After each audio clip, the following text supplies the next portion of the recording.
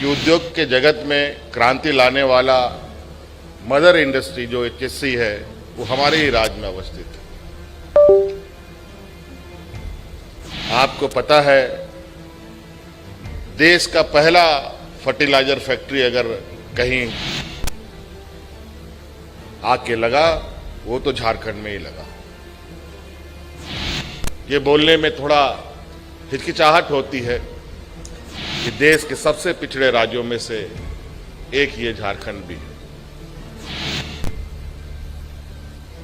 क्यों हुआ, क्यों नहीं हुआ, क्या नीतियां बनी, कैसे नीतियों को लागू किया गया, क्या इस राज्य के लिए वो नीतियां सही मायने में नहीं धरातल पर उतर पाई या इसके अनुरूप नहीं रहा। मुझे लगता है पहले भी ट्रेड फेयर तो आयोजित हुए हैं, लेकिन विद इन द कंट्री के उद्यमी लोग ही अधिक इसमें सहभागिता निभाते थे। लेकिन आज आप लोगों ने देश से भी बाहर झांकने का प्रयास किया है और लोगों को आमंत्रण यहां करके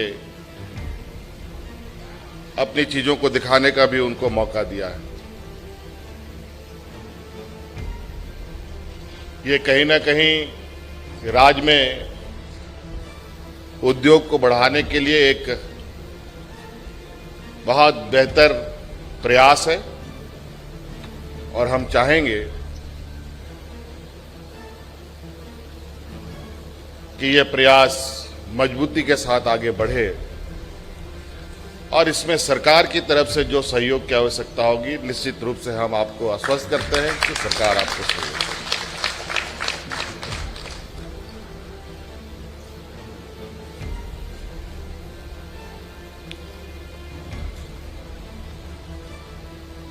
झारखंड प्रदेश एक ऐसा प्रदेश है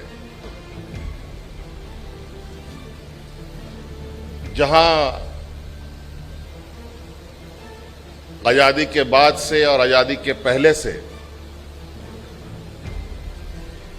उद्यमियों की नजर रही है, चाहे वो टाटा हो, चाहे वो बिरला हो,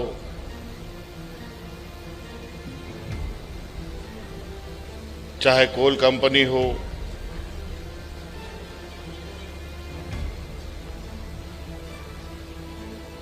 चाहे अलग अलग तरीके के और भी उद्योग हों। आप सबको पता है कि उद्योग के जगत में क्रांति लाने वाला मदर इंडस्ट्री जो एचएससी है वो हमारे ही राज्य में अवस्थित है। आपको पता है, देश का पहला फर्टिलाइजर फैक्ट्री अगर कहीं आके लगा वो तो झारखंड में ही लगा। एकीकृत बिहार था, एकीकृत बंगाल थे, बंगाल से बिहार निकला, बिहार के बाद उड़ीसा का जन्म हुआ, उसके बाद हम लोग झारखंड बिहार से अलग हुए। लेकिन इस क्षेत्र में औद्योगिक गतिविधियां का जो सफर है वो सैकड़ों साल का है।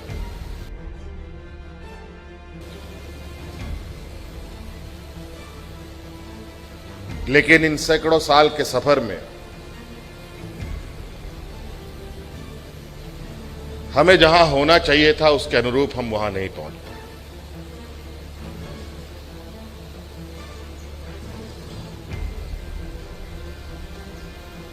आज हमारे राज्य में किसी भी तरीके की उद्योग को आगे बढ़ावा देने के लिए सारी वो क्षमताएं विद्यमान है जिससे राज्य को अग्रणी राज्य के रूप में ले जाया जा सकता है, खड़ा किया जा सकता था। लेकिन आज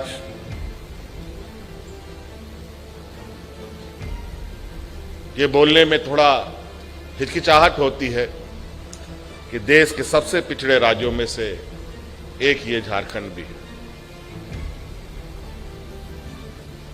क्यों हुआ, क्यों नहीं हुआ, क्या नीतियां बनी, कैसे नीतियों को लागू किया गया, क्या इस राज्य के लिए वो नीतियां सही मायने में नहीं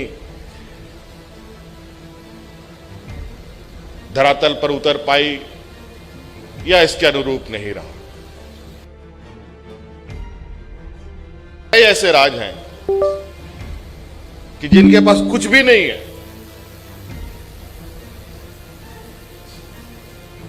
लेकिन वो आज देश के अग्रणी राज्यों में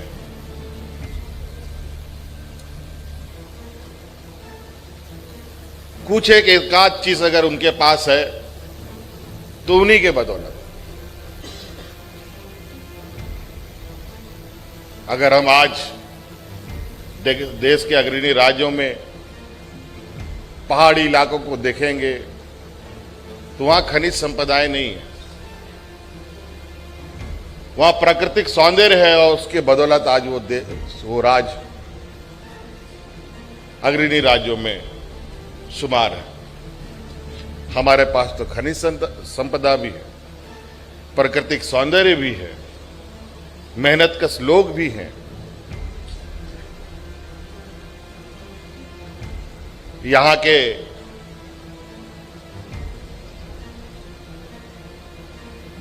बसने वाले लोग, यहां की आदिवासी मूलवासी, ये इनकी स्वाभाविक रूप से काफी सरल और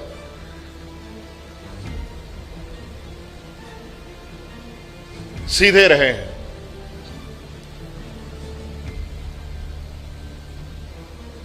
आज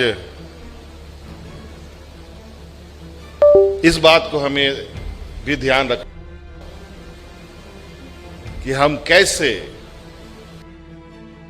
के अग्रणी राज्यों के पायदान में ले जाएं और इसमें कहीं ना कहीं चैम्बर ऑफ कॉमर्स जैसे संस्थाओं की बहुत बड़ी और अहम भूमिका होती है।